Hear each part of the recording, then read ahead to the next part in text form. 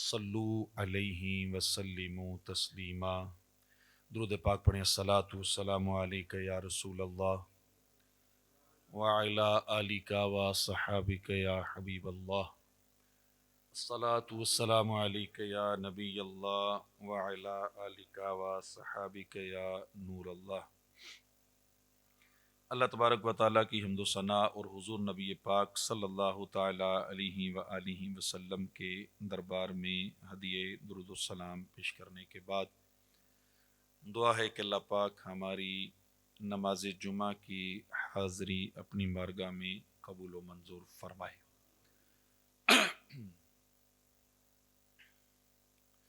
قرآن مجید میں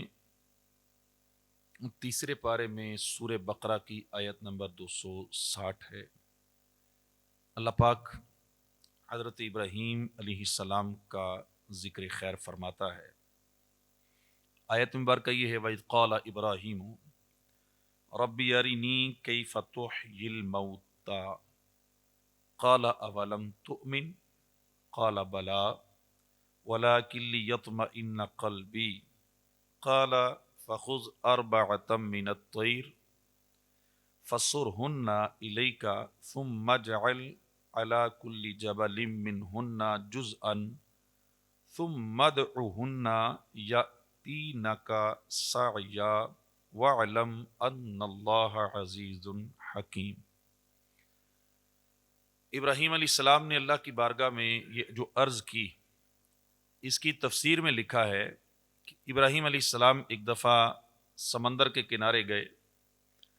آپ نے دیکھا کہ سمندر کے کنارے پہ ایک میت پڑی ہے، لاش پڑی ہے، مردہ پڑا ہے۔ تو سمندر کا بہاؤ ہوتا ہے، اس کی لہریں ہوتی ہیں، بعض اوقات لہریں تیز ہوتی ہیں تو وہ جو کنارہ ہوتا ہے وہاں سے باہر بھی آتی ہیں، پھر پانی چلا جاتا ہے۔ تو اب یہ کنارے پر بندہ باہر پڑا ہوا تھا ریت وغیرہ پر، تو پانی جب وہ لہر اس کے اوپر آتی تو ساتھ مچھلیاں بھی آتی، تو مچھلیاں اس میت کا گوشت کھانا شروع کر دیتی۔ پھر پانی چلا جاتا، مچھلیاں بھی ساتھ چلی جاتی، پھر وہاں درندے کھڑے تھے تو درندے آتے اور اس کا گوشت کھانا شروع کر دیتے۔ تو درندے جب کھا کے ہٹتے تو ساتھ ہی اڑنے والے پرندے آتے اور وہ اپنی چونچوں سے اس کا گوشت کھانا شروع کر دیتے۔ ابراہیم علیہ السلام نے اللہ کی بارگاہ میں عرض کیا کہ پروردگار تو بڑا غفور الرحیم ہے اور تیری شان بڑی بلند ہے، بے شک تو قادر ہے، تو جو چاہے کر سکتا ہے، لیکن ہے میرے پروردگار تجسس یہ ہے کہ یہ بندہ جس کو تو قیامت کے دن زندہ کرے گا، جس کی یہ میت پڑی ہے، مچھلیوں کے پیٹ میں بھی اس کا گوشت چلا گیا، درندوں کے پیٹ میں بھی چلا گیا، پرندوں کے پیٹ میں بھی چلا گیا۔ اب قیامت کے دن تو اس بندے کو دوبارہ جب زندہ کرے گا تو ان پیٹوں سے گوشت جمع کیسے کرے گا؟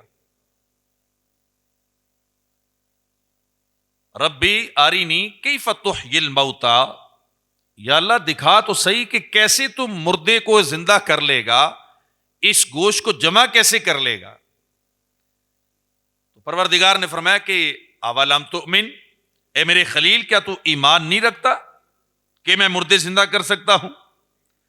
عرض کی پروردگار کیوں نہیں، بلا ایمان ہے، تیری ذات پر کوئی شک نہیں، تو مردے زندہ کر سکتا ہے، لیکن وَلَٰكِن لِيَطْمَئِنَّ قَلْبِي، اپنے خلیل کے اطمینان قلب کے لیے دکھا دے۔ تیرا کیا جاتا ہے؟ اطمینان قلب کے لیے دکھا کہ تو مردوں کو کیسے قیامت کے دن زندہ کرے گا، جن کا گوشت بکھر چکا ہے، جس کے گوشت کی کچھ بوٹیاں مچھلیوں نے کھا لیں، کچھ درندے کھا گئے، کچھ پرندے کھا گئے۔ ان سینکڑوں پیٹوں سے ایک بندے کا گوشت تو کیسے نکالے گا اور قیامت کے دن اسے زندہ کر لے گا؟ تیری شان تو ہے، انکار کوئی نہیں ہے، لیکن دکھا دے، اطمینان قلب ہو جائے گا۔ تو پروردگار نے پھر ارشاد فرمایا کہ فخذ اربعۃ من الطیر، اے میرے خلیل چل میں دکھاتا ہوں، ایسا کرو کہ 4 پرندے پکڑو، 4 پرندے، انہیں اپنے ساتھ مانوس کرو. یعنی پرندہ جب بندہ پالتا ہے تو کچھ دن گزرنے کے بعد پرندہ مانوس ہو جاتا ہے، انس ہو جاتا ہے، محبت ہو جاتی ہے. فرمایا مانوس کرنے کے بعد پھر انہیں ذبح کرو. ذبح کرنے کے بعد ان کے سریاں اپنے پاس رکھو اور ان کا گوشت قیمہ بنا کر مختلف پہاڑوں پر رکھ کر آؤ تھوڑا تھوڑا. پھر انہیں آواز دو، پھر ہم تمہیں دکھائیں گے کہ ہم مردے کو کیسے زندہ کرتے ہیں. ابراہیم علیہ السلام نے 4 پرندے لیے، مور، مرغ، گدھ جسے ہم چیل کہتے ہیں، اور چوتھے نمبر پہ کبوتر. ان 4 کو لے کے آپ نے پالا، مانوس کیا. پھر آپ نے ایک دن انہیں ذبح کیا، ان کے سر اپنے پاس رکھے، قیمہ مکس کر کے پہاڑوں کی چوٹیوں پہ تھوڑا تھوڑا آپ رکھ آئے. پھر اللہ رب العزت نے فرمایا کہ ثم ادعوہن یاتینک سعیا، اے میرے خلیل اب آپ انہیں آواز دو، پکارو. یاتینک سعیا، یہ دوڑتے ہوئے آپ کے پاس آئیں گے. ادھر اللہ کے خلیل نے آواز دی، آواز نام لے کر دی. آپ نے ان کو بلایا، مرغ کو، مور کو، گدھ کو، کبوتر کو، یا ایھا الدیک، یا ایتھا الحمامہ، یا ایھا النسر، یا ایھا الطاؤس. ان کے نام لیے. اے مرغے تو بھی آ جا، کبوتر تو بھی آ جا، مور تو بھی آ جا، ایک گدھ تو بھی آ جا. اچانک اس گوشت کے اندر جو آپ نے ڈھیریاں چھوٹی چھوٹی لگائی تھیں ان کے اندر حرکت پیدا ہوئی، ہلنے لگا. پھر وہ اپنی جگہ سے اڑ کر ایک دوسرے سے جڑنے لگا. پھر پرندہ بن گیا، بغیر دھڑ کے مرغا، بغیر سر کے مرغا، بغیر سر کے کبوتر، بغیر سر کے مور، بغیر سر کے گدھ. یہ وجود میں آ گئی، ان کا جسم بن گیا. پھر انہوں نے اڑنا شروع کیا بغیر سر کے. اڑتے ہوئے اللہ کے خلیل کے پاس آئے، ادھر سے سر بھی اپنی جگہ سے اڑا، اڑ کے اپنے دڑ کے ساتھ جا کے لگ گیا. پھر یہ وہیں کھڑے کھڑے جب ان کے سر جڑے، وہیں کھڑے کھڑے اپنی بولی بھی بولنے لگے، زمین سے دانا بھی چگنے لگ گئے. اللہ نے فرمایا یہ دیکھو میرے خلیل، ایسے ہم مردے کو زندہ کر سکتے ہیں. کیسا ایمان افروز واقعہ ہے. یقین کو پختہ کرنے والا ہمارا ایمان ہے.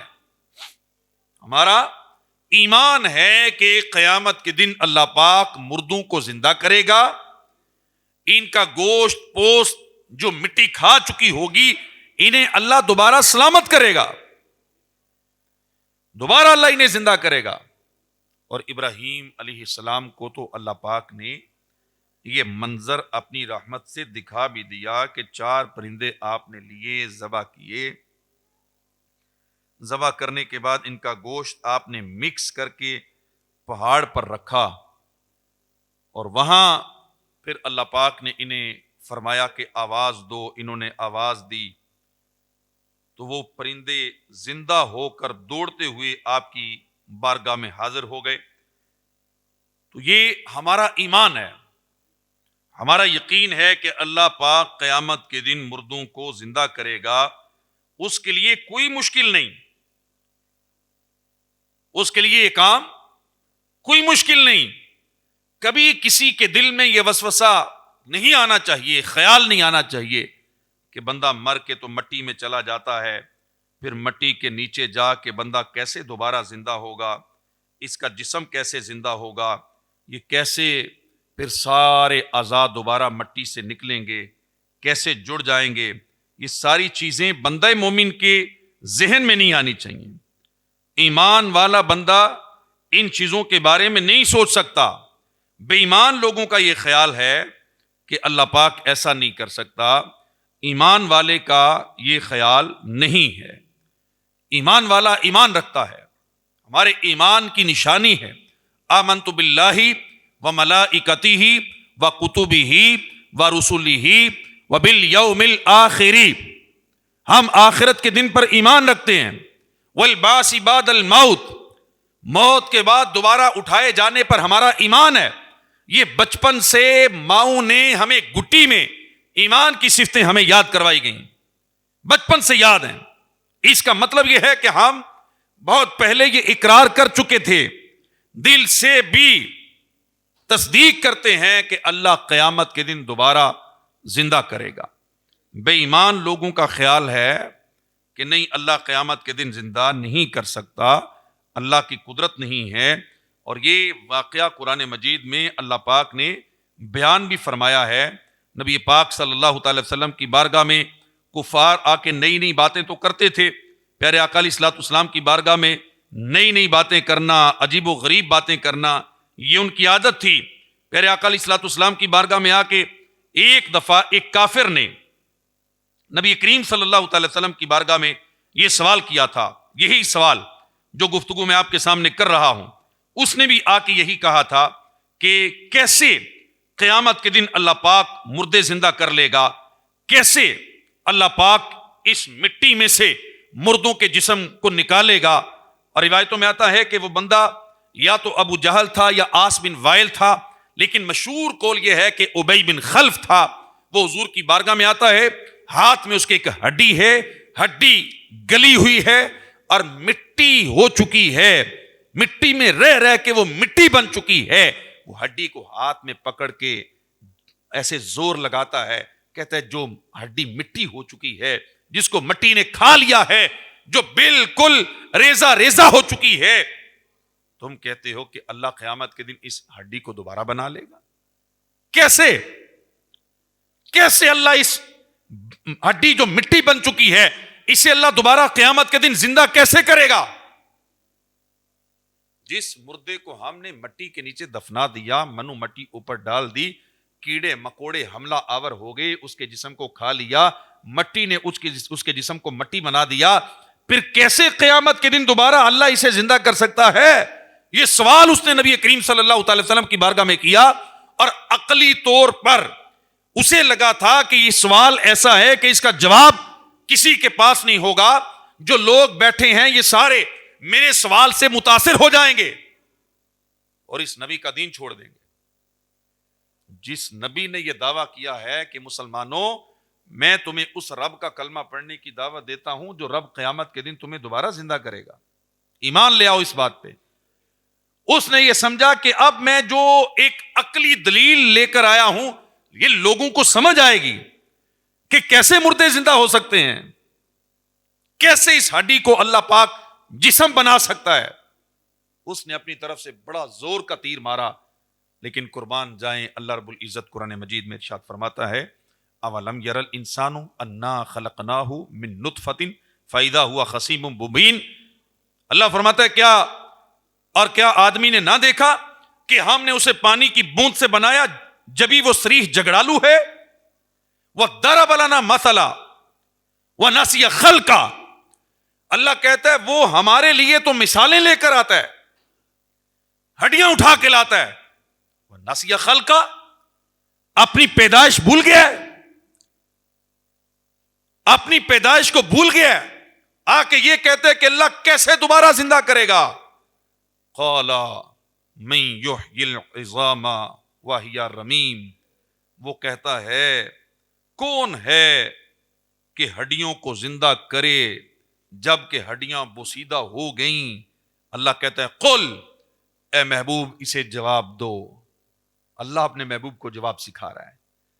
اس نے اپنی طرف سے بڑا مشکل سوال کیا ہے, لیکن آگے اللہ اپنے محبوب کو جواب دے کے کتنا پیارا سکھا رہا ہے. اللہ کہتا ہے محبوب قل, اسے جواب دو, یحییھا الذی انشأھا اول مرہ. اسے کہو کہ دوبارہ ان ہڈیوں کو وہی رب زندہ کرے گا جس نے پہلی بار ان ہڈیوں کو بنا لیا تھا. آپ بتائیں کہ پہلی بار کسی چیز کو بنانا مشکل ہے یا دوبارہ بنانا مشکل ہے جب اس کا سانچہ موجود ہو, اس کی مثال موجود ہو, سیمپل سامنے موجود ہو, تو دوسری بار بنانا مشکل ہے یا پہلی بار بغیر سیمپل کی بنا دینا مشکل ہے؟ بغیر سانچے کے, بغیر مثال کے پہلی بار. تو محبوبی سے کہو جس رب کو پہلی بار تجھے بنانے میں مشکل پیش نہیں آئی تو قیامت کے دن تجھے اٹھانے میں بھی کوئی مشکل پیش نہیں آئے گی. وہ رب تو کہتے ہیں ہڈیوں کو کیسے جوڑے گا, اس نے تو تجھے پانی کے قطرے سے بنا دیا تھا. یہ واقعہ بھی ہمیں سکھاتا ہے کہ قیامت کے دن پہ ہمارا ایمان کتنا مضبوط ہونا چاہیے. ہر مسلمان کا ایمان ہونا چاہیے کہ قیامت کے دن اللہ پاک ہمیں اٹھائے گا, ہمیں اللہ کی بارگاہ میں حاضری دینی ہے. اب میں جو بات آپ سے کرنا چاہتا تھا, موضوع میرا جو تھا, یہ جو 4 پرندے حضرت ابراہیم علیہ السلام نے ذبح کیے نا, تو علماء نے اس کی تفسیر میں بڑا پیارا نقطہ لکھا ہے. وہ نقطہ میں آپ کے سامنے عرض کرنا چاہ رہا تھا. بڑا پیارا نقطہ لکھا ہے. اللہ نے ابراہیم علیہ السلام کو یہ کہا کہ 4 پرندے ذبح کرو. اب پرندے 4 جو آپ نے خاص کیے, مور, مرغ, گدھ اور کبوتر, یہ جو پرندے یہ لیے نا, کوئی اور پرندہ نہیں لیا. اس کے اندر بھی حکمت ہے. اس میں حکمت کیا ہے؟ علماء نے لکھا ہے کہ ان پرندوں کے اندر 4 ایسی بری خصلتیں ہیں کہ وہی 4 بری خصلتیں ہر انسان کے اندر بھی پائی جاتی ہیں. تو جیسے حضرت ابراہیم علیہ السلام نے ان 4 پرندوں کو ذبح کیا تو آپ کو اطمینان قلب حاصل ہو گیا. اللہ نے آپ کے سامنے سے سارے پردے ہٹا دیے. ایسے اگر کوئی بندہ ان 4 بری خصلتوں کو ذبح کرے گا تو اللہ اس کے دل سے بھی پردے ہٹا کے اسے اپنی معرفت عطا فرمائے گا. وہ کون سی 4 بری خصلتیں ہیں؟ مور ہے, یہ بڑا خوبصورت پرندہ ہے. پرندوں میں اس جیسا پرندہ کوئی نہیں ہے, لیکن اس کے اندر ایک بری خصلت یہ ہے کہ اسے اپنے حسن پر گمنڈ ہے, غرور ہے. اس کی چال کے اندر اتراہٹ ہے, اکڑ ہے. کبوتر ہے, اس کو اونچے سے اونچا اڑنے کی خواہش ہے. یہ کبھی کوئی حد نہیں رکھتا کہ میں اتنا اڑ لوں گا تو کافی ہے. اسے تھوڑی اڑان ملتی ہے, کہتا ہے تھوڑا اور اوپر جاؤں, تھوڑا اور اوپر جاؤں. اسی طرح گدھ ہے تو اس کے اندر ہرس ہے. یہ مردار کھاتی ہے اور کھاتی جاتی ہے, اپنے پیٹ سے بھی زیادہ کھا کے وہیں گر جاتی ہے. چیل جسے ہم کہتے ہیں. اس کے علاوہ مرغ ہے تو اس کے اندر نفسانی خواہش, شہوت زیادہ ہے. تو یہ 4 برائیاں انسان کے اندر ہیں. انسان مور کی طرح غرور بھی کرتے, یعنی جس کے پاس حسن ہو, خوبصورتی ہو, جوانی ہو, منصب ہو, یا دولت ہو, یا کوئی کرسی ہو, یا اس کو کوئی اچھی دنیا میں اللہ پاک کوئی ایسی چیز دے دے کہ جو کسی اور کے پاس نہ ہو, ایسی صورت میں انسان کے دل میں تکبر پیدا ہوتا ہے, گمنڈ پیدا ہوتا ہے. جس کے پاس دولت ہے تو وہ غریب بندے کو انسان ہی نہیں سمجھتا. جس کے پاس منصب ہے, کرسی ہے, وہ اپنے پاس آنے والے کو, ضرورت مند کو انسان ہی نہیں سمجھتا. جس کے پاس علم ہے وہ بغیر علم والے کو انسان ہی نہیں سمجھتا, غرور کی وجہ سے, تکبر کی وجہ سے. اسی طرح آپ دیکھیں کبوتر کے اندر جو بری خصلت ہے اونچے سے اونچا اڑنے کی, انسان کے اندر بھی ہے. آپ دیکھیں کون سا انسان ہے کہ جو بس کر دے کہ میں محلے کا چیئرمین بن گیا ہوں, پہلے کونسلر بنتے, ہاں کونسلر بن گیا ہوں, وہ کہتے ہیں اب میری نظر چیئرمینی پہ ہے, چیئرمینی کے بعد آگے پتہ نہیں ایم پی آئے گا, ایم پی اے بنے گا تو پھر وہ کوئی وزارت مل جائے, وزارت مل گئی تو اگلا الیکشن ایم این اے کا ہونا چاہیے. وہاں سے آگے چلتے چلتے حتیٰ کہ وزیر اعظم کے دل میں بھی کوئی خواہش ہوتی ہے نا, اب مجھے بھی تو کوئی اگلا اس سے عہدہ ہونا چاہیے. اور بعض اوقات 2-3 عہدے اکٹھے کر کے بندہ خواہش کرتا ہے کہ یہ سارے میرے پاس ہونے چاہیے. یہ کبوتر کی بری خصلت انسان کے اندر بھی ہے. اسی طرح گدھ ہے, چیل, ہرس زیادہ کھانے کی کہ یہ بھی کھا لوں, یہ بھی کھا لوں, یہ بھی میرا ہو جائے, یہ بھی میرا ہو جائے. انسان کے اندر کیا یہ ہرس نہیں ہے؟ انسان کتنا حریص ہے. نبی پاک صلی اللہ تعالی وسلم نے فرمایا انسان اتنا حریص ہے, ابن آدم کے بارے میں فرمایا کہ اگر سونے کی 2 وادیاں اس کی ہو جائیں تو یہ تیسری کی خواہش کرتا ہے. پھر میرے آقا علیہ الصلوۃ والسلام نے فرمایا قبر کی مٹی کے علاوہ انسان کا منہ کوئی چیز بند نہیں کر سکتی. بندہ کہ نا لاکھ روپے آ جائے تو میں بس چپ, لاکھ آئے گا پھر آگے, کروڑ آ جائے تو بس, کروڑ آئے گا تو آگے آگے آگے. ہاں, اور میں دنیا کے اندر کوئی چیز بندے کا منہ بند نہیں کر سکتی. اگر کوئی چیز بندے کا منہ بند کر سکتی ہے, اس کی خواہشیں ختم ہو سکتی ہیں, تو وہ قبر کی مٹی ہے. جب وہ اس کے اوپر ڈالیں گے تو پھر کہے گا سب کیا کرنا ہے. آخری سٹیج ہے. ہرس انسان کے اندر اتنی زیادہ ہے, لالچ. اور فرمایا کہ بڑھاپے میں دو چیزوں کی ہرس بڑھ جاتی ہے, ایک دولت کی اور ایک زیادہ جینے کی. آپ نے دیکھا ہوگا بندہ بوڑھے بندے کو سمجھا بھی نہیں سکتا کہ حضرت جی آپ کی تو عمر نہیں ہے یہ اتنا دنیا داری کرنے کی اور سارے کاموں کی. آپ اللہ اللہ کریں, اللہ نے دے دیا ہے, اولاد ماشاءاللہ سیٹ ہے آپ کی, اتنا کما رہے ہیں بچے, تو آپ کیوں یہ پاپڑ بیل رہے ہیں, کیوں لوگوں سے جھگڑے کر رہے ہیں, کیوں لوگوں سے فراڈ کر رہے ہیں, کیوں ایک کے 10 بنانے کے چکر میں پڑے ہوئے ہیں. حدیث پاک میں فرمایا گیا کہ بوڑھے بندے کے اندر مال اور زندہ رہنے کی خواہش بڑھ جاتی ہے. جوان بندہ ہو سکتا ہے موت کو یاد کر کے ڈر جائے کہ یار جوان موتیں ہو رہی ہیں, میں باہر نکل رہا ہوں, کہیں ایکسیڈنٹ نہ ہو جائے, کہیں کوئی آفت نہ آ جائے, کہیں کوئی بیماری نہ لگ جائے, ہارٹ اٹیک نہ ہو جائے. بوڑھے بندے کو کون منائے گا بھی مرنا ہے. وہ کہتا ہے مجھ سے بھی زیادہ بوڑھے جی رہے ہیں تو مجھے موت کی کہانیاں آ کے سنا رہا ہے. میرا بھی مجھ سے بڑا ہے, وہ دیکھو میری 70 سال ہے تو وہ 100 سال والا چنگا بلا پھر رہا ہے, میں نہیں جی سکتا. یہ خواہش, یہ تمنا, یہ لمبی امید, یہ بھی اچھی نہیں ہے. اسی طرح مرغ کے اندر جو بری خصلت ہے نفسانی خواہش, یہ نفسانی خواہش بھی انسان کے اندر بے حد پائی جاتی ہے.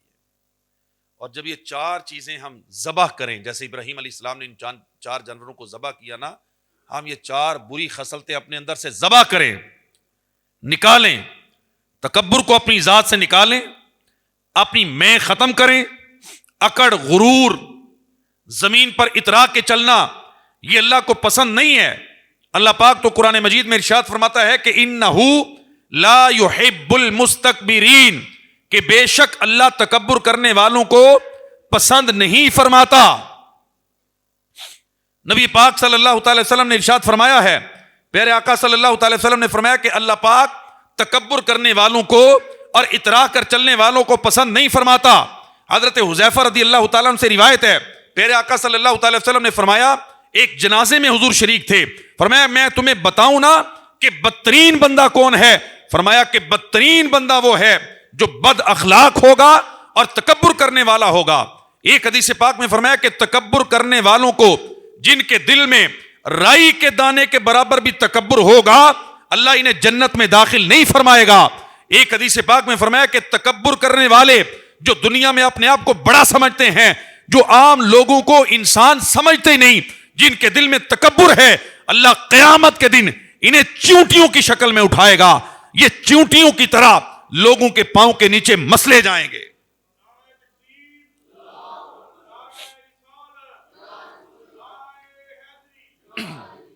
حضرت مطرف رحمت اللہ تعالی علیہ, دیکھیں کتنی پیاری بات ہے, ساری زندگی اپنے پلے باندھ کے رکھیے گا, دل کی تختی پر یہ بات لکھ لیجیے گا. آپ ایک دفعہ ایک جنگ میں شریک تھے, جنگ کا سپہ سالار محلب اس کا نام تھا, اکڑ اکڑ کے چل رہا تھا. آپ نے محلب کے پاس جا کے کہا, محلب یہ چال جو تو چل رہا ہے یہ نہ اللہ کو پسند ہے نہ اللہ کے رسول کو پسند ہے. یہ حضرت مطرف نے کہا محلب یہ چال اللہ کو پسند نہیں ہے, اللہ کے رسول کو بھی پسند نہیں ہے. محلب نے آگے سے وہی جملہ جو آج ہمارے بڑوں کی زبانوں پر ہے, محلب نے کہا تو جانتا نہیں میں کون ہوں؟ مطرف تجھے پتا نہیں, میرا نہیں پتا میں کون ہوں؟ آپ نے فرمایا جانتا ہوں تجھے, جانتا ہوں. کون ہوں؟ کہا تو پانی کے گندے قطرے سے پیدا ہوا تھا. تیری اصلیت یہ ہے کہ تو ایک گندے قطرے سے پیدا ہوا تھا اور مر کے مٹی میں جائے گا اور مٹی ہو جائے گا, اور ابھی بھی تیرے پیٹ کے اندر گندگی کا ڈھیر پڑا ہوا ہے. یہ تیری اصلیت. میں جانتا ہوں تجھے, میں جانتا ہوں, یہ تیری ایک اوقات ہے, یہ تیری اصلیت ہے, یہ تیری حقیقت ہے. سننا چاہتا ہے تو سن. اور حضرت مطرف کا یہ جملہ صرف محلب کے لیے نہیں تھا, ہم سب کے لیے. جس کے دل میں تکبر پیدا ہو, علم کا, دولت کا یا منصب کا, وہ تنہائی میں بیٹھ کے اپنے آپ کو بول کے کہے کہ تو لوگوں کے سامنے اکڑ اکڑ کے چلتا ہے, تیری حیثیت یہ ہے کہ تجھے اللہ نے گندے پانی کے قطرے سے پیدا کیا تھا, اور مر کے تو مٹی میں چلا جائے گا, کیڑے مکوڑے کھائیں گے تجھے. تیرے پیٹ میں آج بھی گندگی کا ڈھیر بھرا ہوا ہے, اور تو کس بات پہ اکڑ کے چلتا ہے؟ یہ منصب عارضی ہیں بھائی, یہ کرسیاں عارضی ہیں, صحت عارضی ہے, دولت عارضی ہے, یہ ساری شہرت عارضی ہے, یہ سب ایک دن چلے جائیں گے. اصلیت پہ بات کر کے اصلیت تیری کیا ہے؟ کس چیز پہ غرور ہے؟ کس چیز پہ تجھے تکبر ہے؟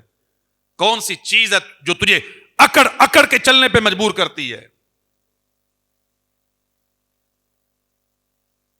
تو مٹی میں نہیں جائے گا, قبر میں نہیں جائے گا؟ کیا تیری اکڑ, تیری مغروری ساتھ جائے گی؟ نہیں جائے گی. ابو جہل کا واقعہ ہمارے سامنے ہے.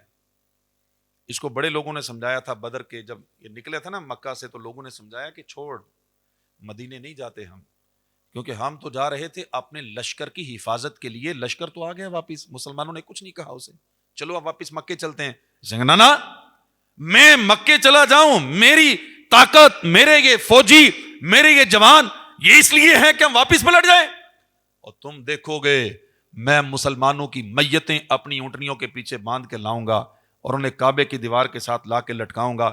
دنیا دیکھے گی کہ ابو جہل سے اور کافروں سے ٹکر لینے کا انجام کیا ہوتا ہے. یہ تکبر تھا اس کا, یہ غرور تھا. اور ہوا کیا؟ بدر کے میدان میں اللہ نے 2 چھوٹے چھوٹے بچوں سے ذلت کی موت اسے مروایا. نمرود کا غرور اسے کہاں لے گیا؟ ناک میں اللہ نے مچھر گھسا دیا, دماغ میں جا کے ڈنگ مارتا تھا, پھر اس کے سر پہ جوتے پڑتے تھے, اسی اذیت میں ذلت کی موت مر گیا. فرعون کا غرور کہاں لے گیا؟ دریا کے اندر بے بس ذلیل ہو کے مر گیا. متکبر بندہ کب تک تکبر کرے گا؟ کب تک کرسی ہے؟ کب تک منصب ہے؟ اس لیے اس کا علاج یہی ہے کہ اپنی ذات کے اندر عاجزی پیدا کی جائے, انکساری پیدا کی جائے. نبی پاک صلی اللہ تعالی وسلم کی حدیث پاک ہے. اب میں تکبر ختم کرنے کا ایک نسخہ 1-2 دے کے گفتگو ختم کرتا ہوں. پیارے آقا نے فرمایا کہ جو بندہ سلام میں پہل کرتا ہے, اللہ اس کے دل کو تکبر سے پاک کر دیتا ہے. جب بھی کسی سے ملو تو پہلے سلام کرو. ہے مشکل کام, یہاں بھی آ کے وہ تکبر دخل دے گا, نہیں نہیں میں بڑا ہوں تو میں پہلے سلام کروں گا یا وہ پہلے سلام کرے گا؟ وہ پہلے سلام کرے تو ٹھیک ہے نا, میں تو بڑا ہوں, میں کرسی پہ بیٹھا ہوں, میری عزت ہے, میرا منصب ہے, اس کو چاہیے مجھ سے نہ. پیارے آقا نے فرمایا اگر اپنے دل سے تکبر ختم کرنا چاہتا ہے, لوگوں کو پہلے سلام کرنا شروع کر دے, تیرے دل سے تکبر ختم ہو جائے گا. دوسرا میرے آقا نے نسخہ بیان فرمایا کہ اپنا بوجھ خود اٹھانے والا وہ بھی تکبر سے بری ہو جاتا ہے. تو یہ ہم جیسے لوگوں کے لیے بھی ہے. ہمیں بعض اوقات لوگ کہتے ہیں نہیں جوتے مجھے پکڑا دو, بیگ مجھے پکڑا دو, فلانی چیز مجھے پکڑا دو. نہ, پیارے آقا نے فرمایا کہ اپنا بوجھ خود اٹھاؤ گے تو تکبر دل سے نکلے گا. اور اسی طرح آپ سب بھی جب اپنے گھروں میں جاتے ہیں نا بالخصوص, تو بچوں پہ, بیوی پہ آرڈر چلانے کے بجائے فلانا میرا جوتا صاف کرے, فلانا کپڑے استری کرے, فلانا کھانا لے کے آئے, فلانا پانی لے کے آئے, سیٹھ صاحب آ گئے ہیں نا. حضرت عائشہ صدیقہ رضی اللہ تعالی عنہا کی حدیث ہے, فرماتی ہیں میرے آقا اپنے گھر میں اپنے نالین کو, اپنے جوتے کو خود ہی پیمد لگا لیا کرتے تھے. ہم بھی کبھی گھر والوں کو کہیں نہیں کھانا میں اپنا خود لگا لیتا ہوں, دسترخوان خود بچھاتا ہوں, پانی میں خود لے آتا ہوں, کبھی کبھی میں اپنے کپڑے خود ہی آج پریس کر لیتا ہوں, استری کر لیتا ہوں, آج فلانا کام میں خود ہی کر لیتا ہوں. اپنا کام کرنا ہے بھائی.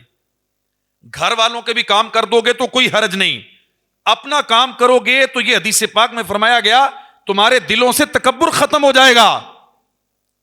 ہے نا, بعض لوگ باہر بڑی عاجزی کرتے ہیں, جی جی جی جی ہر بندے کے سامنے عاجزی, گھر میں جا کے وہ سمجھتے ہیں نہیں نہیں گھر میں تو عاجزی نہیں چلتی, گھر میں تو میں سیٹھ ہوں, میں کماتا ہوں, میں انہیں پالتا ہوں, میں کما کے لاتا ہوں. تو ان کو چاہیے کہ جب میں گھر میں داخل ہو جاؤں سارے لائن میں کھڑے ہو جائیں, سب کی سانسیں خشک ہو جائیں, سارے دوڑے لگا دیں, ابا جی آ گئے ہیں, کوئی جوتے صاف کر رہا ہے, کوئی کپڑے لے کے آ رہا ہے, کوئی یہ کر رہا ہے. نہ یار, یہ تو تکبر پیدا ہو رہا ہے نا دل میں پیدا ہو رہی ہے. آپ گھر میں بھی عاجزی اختیار کریں.